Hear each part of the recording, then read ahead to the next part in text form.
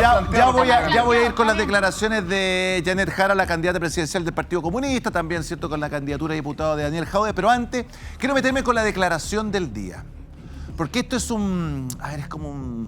es increíble, es un budín, es una maravilla, porque, como lo decía Lemparte en su arranque, decía, hay una persona, Francisca Moya, que es la abogada del presidente. O sea, ella lleva el último documento donde el presidente, y él pone la firma. Él es el filtro, ella es la última alarma, ¿cierto? Bueno, miren por favor su declaración y escúchenla bien en el Congreso cuando le preguntan sobre la fallida casa de los Allende. Mírenla.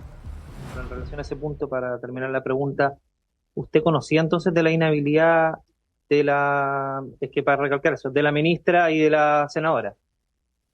¿La advirtió? Efectivamente, señor presidente. Pero no se la advirtió el presidente. Pero, diputado Leiva, por favor, sí, una pregunta que le hicimos antes. ¿La conocía, sabía, pero no se la advirtió al presidente ni al ministro? Como yo le señalé anteriormente, presidente, y también a la diputada Laura por su intermedio, lo que a nosotros nos corresponde en este proceso es un aspecto muy específico, que es aquel que señala el artículo 6 de la ley que crea el Ministerio de Secretaría General de la Presidencia, que es la revisión técnico-legal de este acto administrativo en particular, que es para el caso que nos reúne hoy día el decreto 38. Ya, ahí estoy un poquito, yo no soy abogado, pero ya los abogados acá, así los ojos que abrieron. Dice, le preguntan, bueno, efectivamente, sabía de la inhabilidad, dice ella, y no lo advirtió. Y ahí como que la culebrea un poquito y se va al artículo 6 y que corresponde solamente analizarlo esto desde lo técnico legal. Y claro, uno sin ser abogado y escuchando todo lo que se ha hablado, es que lo técnico legal y lo que dice la Constitución, ¿cierto? Arriba, corrígeme, es no se pueden firmar contratos, celebrar contratos con el Estado. A ver, Reti, quiero ir contigo primero, después contigo en parte. Yo quiero ser bien crítico de la toma de decisiones de este caso y en particular con los profesionales o egresados de Derecho incluso del Frente Amplio, particularmente del Frente Amplio. Porque creo que gobernar no es solo ganar votos y territorio, también es conjugar preparación y conocimiento técnico.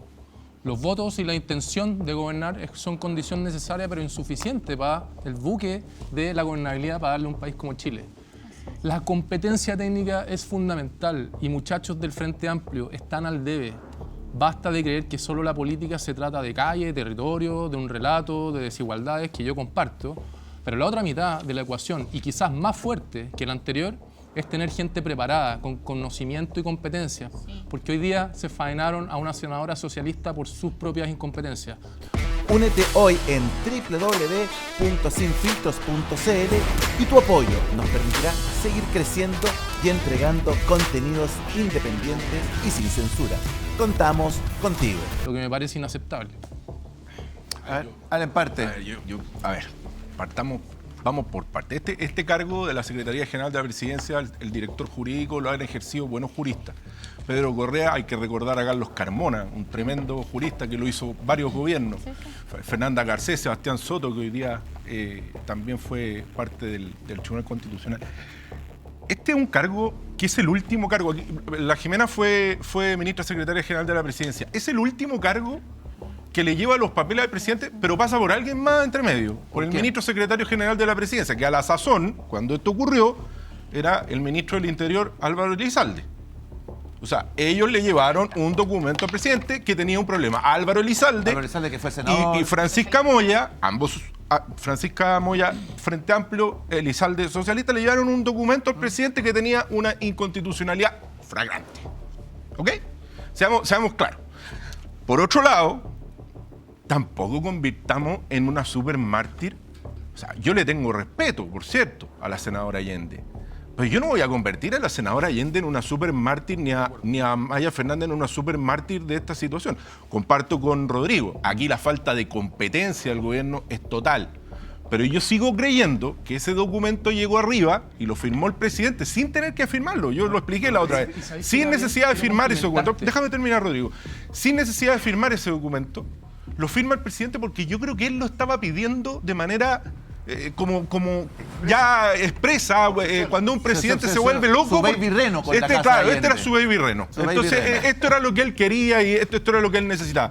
Entonces, si él mismo ha dicho, él mismo dijo en una entrevista en Chilevisión, dijo, si esto, yo estoy de acuerdo y sigo estando de acuerdo con esto. O sea, dicho que pasé por encima de la Constitución, sigo estando de Ya, acuerdo. pero entonces, te quiero preguntar sobre esto. No voy a convertir a Isabel Allende ni a Maya Fernández No, tampoco en lógico, víctimas, porque pero fue, te quiero- fue pero presidenta Gaby, del Senado, presidenta de la Cámara de Diputados. O sea, ¿sabían, Gaby, sabían pero o debían te saber? quiero preguntar a ti sobre la misma. Esto Y está en escuchando el fiscalía. relato. Esto está en fiscalía, ¿no? Va a haber una Sí, lista pero- penal por pero la posible lista fraude al penal- fisco. Fiscalía, está en Pero fiscalía, Gaby, te quiero claro. hacer la siguiente Si el pregunta. presidente va a tener que ir a Dado tribunal. que todos los caminos conducen a Roma y sabemos, ¿cierto? Creemos que el presidente, él quería firmar, puso la firma, hizo moverlo a todos, pasó por 17 asesores, abogados. ¿Esto puede llegar a escalar al presidente? Terrible, oye. Digo, la derecha podría, digamos, llevarlo, no sé, a una acusación ¿Se constitucional. quiere que responda Sí, política pero no o tiene técnica? sentido. A ver, Políticamente. no sé, ya. A ver, sí, evidentemente, si hay una infracción a la Constitución de la cual forma parte el presidente de la República, o sea, si hay una causal de acusación constitucional que hoy día está configurada, es esta, digamos. O sea, si hay una acusación constitucional que estaría fundamentada, es esta. Pero ¿qué sentido tiene? ¿Qué sentido político tiene martirizar a Gabriel Boric? Yo quiero recordarles que Yarna Proboste fue destituida como ministra de Estado, se le perdieron unos pocos pesos, eran como 600 millones, no sé si eran de peso de dólar, ya ni me acuerdo. Fue destituida, 5 años inhabilitada de ejercer cargos públicos y llegó transformada en una mártir. En la región de Atacama sacó más del 52% de los votos como candidata a diputada. No, pero si yo fui con ella. Pues O sea, sería dobló mi lista. martirizar al presidente. Pero O sea, para- técnicamente claro, y políticamente ¿para qué? sí. ¿Para qué? Para darles un nuevo mártir a la izquierda. Los votos para eso. Ah, Si además Chile no está en condiciones de echar abajo un presidente, no somos Perú. En Perú echan abajo los presidentes por ABC.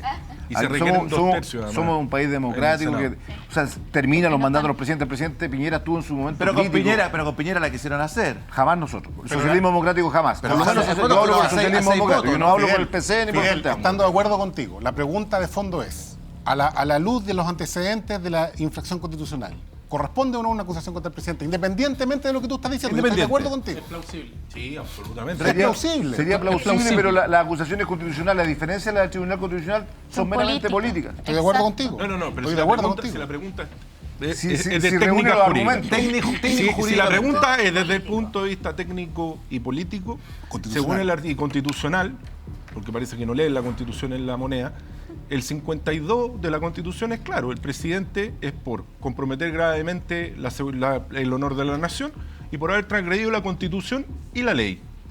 Por haber transgredido la Constitución y la ley. ¿Puedo dar mi opinión? ¿Puedo Entonces, dar mi opinión respecto a si eso? uno puede decir, efectivamente, desde el punto de vista político no están los votos, se necesitan 2/3 para la destitución del presidente, no tiene sentido a esta altura, que yo creo que no tiene ningún sentido martirizar al presidente, pero que el presidente tiene una responsabilidad en esto es Giovanni, muy breve, igual indiscutida. contigo, Fidel. No, Giovanni. con Fidel No sé primero, si los Fidel. otros Fidel. están de acuerdo. No solo decir que yo tengo una opinión. Yo le tengo, y siempre lo he dicho en este programa, harto respeto por el presidente y he votado siempre a favor de las leyes del gobierno. No me podrán acusar de aquello, me podrán acusar de que he sido duro con el Frente Amplio, cualquier cosa. Pero quiero decir una cosa. El problema del presidente es que se rodeó de inexpertos, pero inexpertos incondicionales. Así es. Que ese es un doble problema. Porque Pero puedes hola, tener hola. inexpertos, pero que sean personas leales. El peor de todos El los incondicional es el peor de todos, el que le golpea la espalda al político, todo bien, Pero eres sí, el mejor, sí, man, eres no. súper, eres Hay unos el peores, interplanetario. son los peores con inquietud. Entonces está rodeado, el gobierno se rodeó de sueldos Buen millonarios que objetivo. ustedes mencionaban Sí, delante, claro. de incondicionales, que son incapaces de decirle al presidente, este puede ser su sueño, presidente.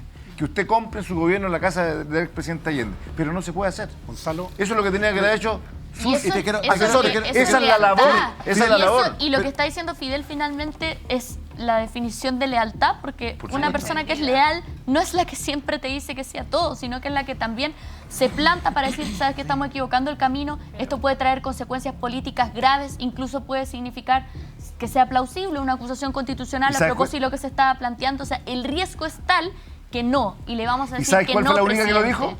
La ministra Sandoval, Así que es. terminó siendo la Debieron única que ser. Pero después de que la el echaron. gobierno Ya, pero feminista. Fidel, yo te quiero hacer echó una a pregunta, la igual contigo, ministra que Giovanni. dijo que Ya. el que puso la Fidel, te alerta. quiero hacer una pregunta, pero ¿A mí? dentro del Partido Socialista, nadie en algún Nosotros momento... nunca supimos.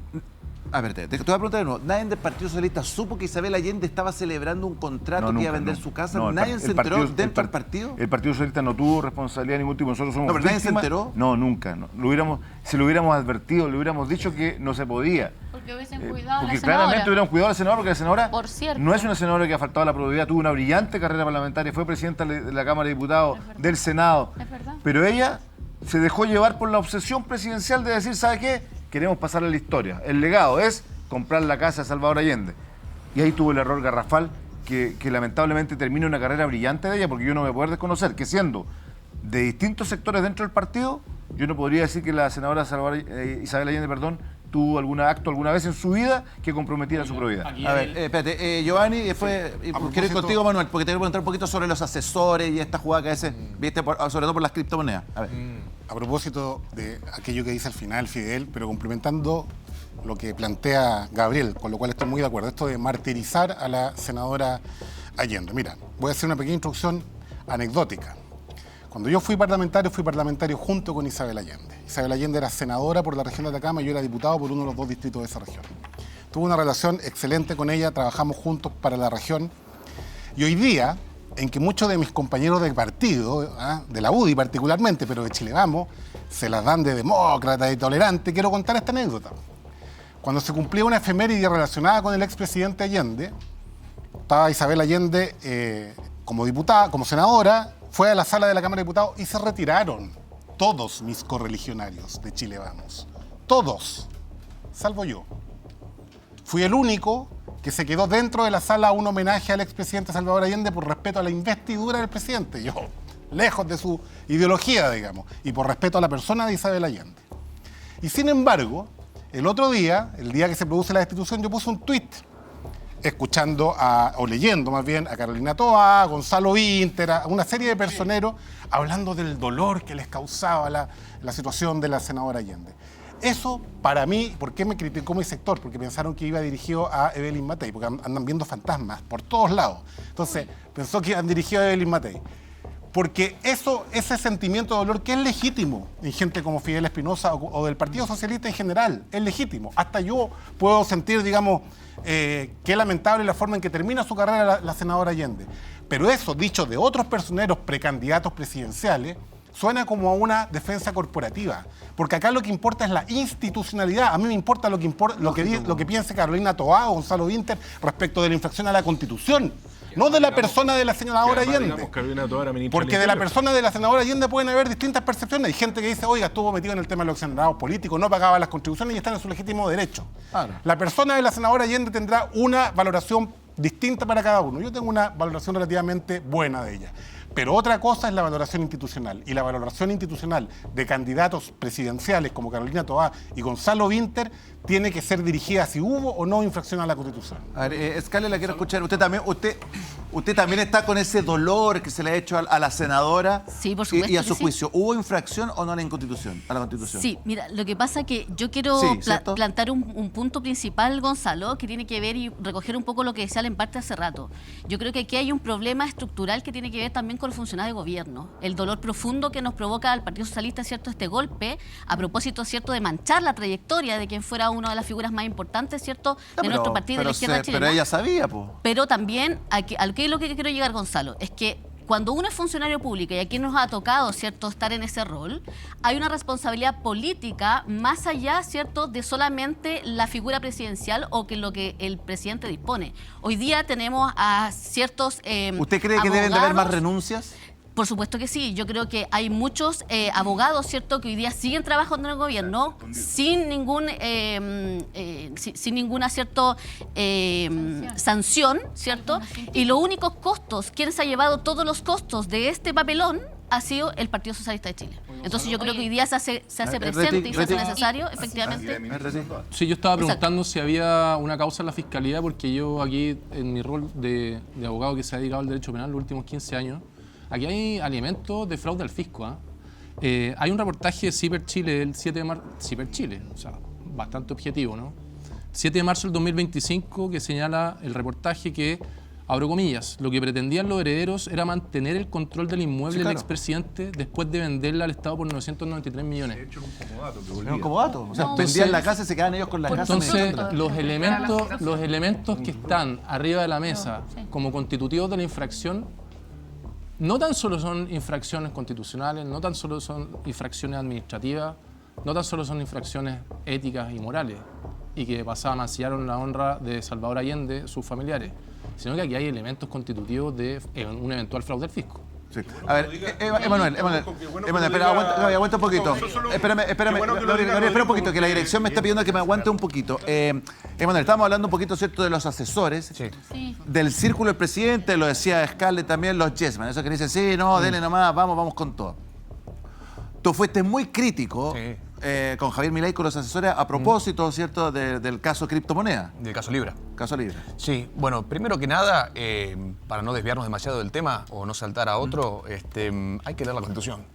Gonzalo, hay que leer la Constitución. Y esto no es algo que ocurre nada más en Chile. Nosotros tuvimos un presidente entre 2019 y 2023, entre 2019 y 2021, porque luego se hicieron un autogolpe, que no leyó la Constitución y nos sometió a nosotros mediante un decreto inconstitucional a una cuarentena cavernícola que terminó reventando la psiquis del pueblo argentino. Entonces hay que leer la Constitución. Yo me acuerdo la primera vez que vine a este programa en 2022, querían cambiar la Constitución.